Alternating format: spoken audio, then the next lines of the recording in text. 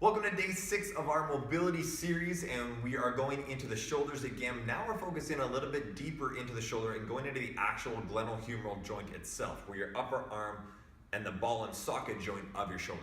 So what we're going to go into today, our first exercise is going to be the crab hip bridge. So we have 3 positions that we can go into this, and they deal with where your fingers are oriented. So we can have the fingers forward, we can have the fingers out to the side, or we can have the fingers facing backwards.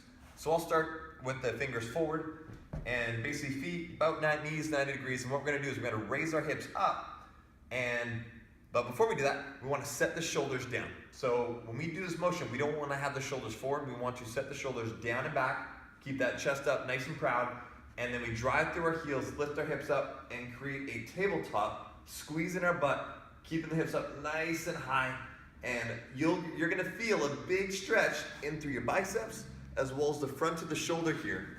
And again, making sure we don't let the shoulders round forward. We want to keep them down and back. And all we're gonna do is just hold there for a couple seconds. We can come down and then we can come back up. Squeeze the butt, raise up, open the chest, and then coming back down.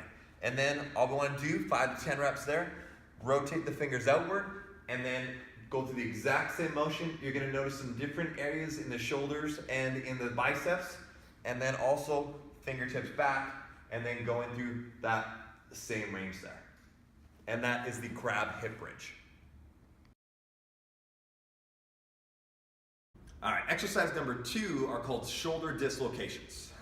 Now, don't get thrown off by the name. Essentially what it is we're gonna take our arms from up overhead, and we're gonna go around behind our back, and then coming back up around. So the best thing, 2 tools that you can use for that is number 1, you can use a band.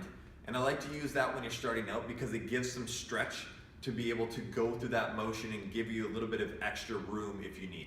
The other option you can do is you get a wooden dowel, something about 3 feet, 4 feet long or so, and then that's something that's stiff that you go around your back. So basically what you're gonna do, you're gonna take your band, you're gonna start overhead. 2 things.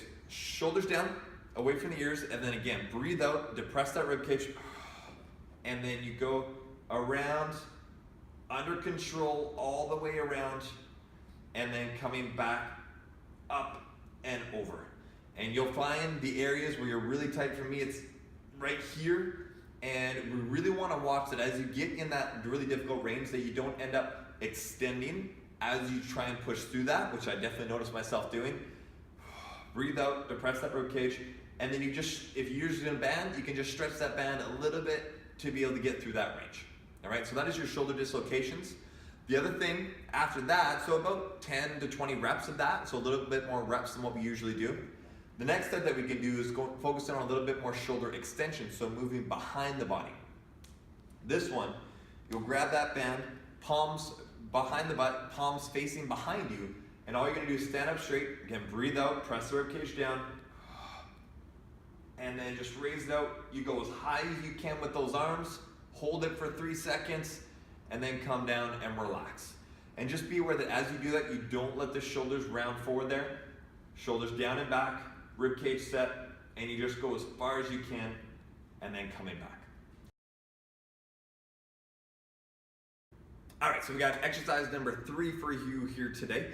And actually I guess it's number 4, and it's gonna be a bent over Y. So this is really good for the rotator cuff and focusing on our posture muscles, being able to pull our shoulders back.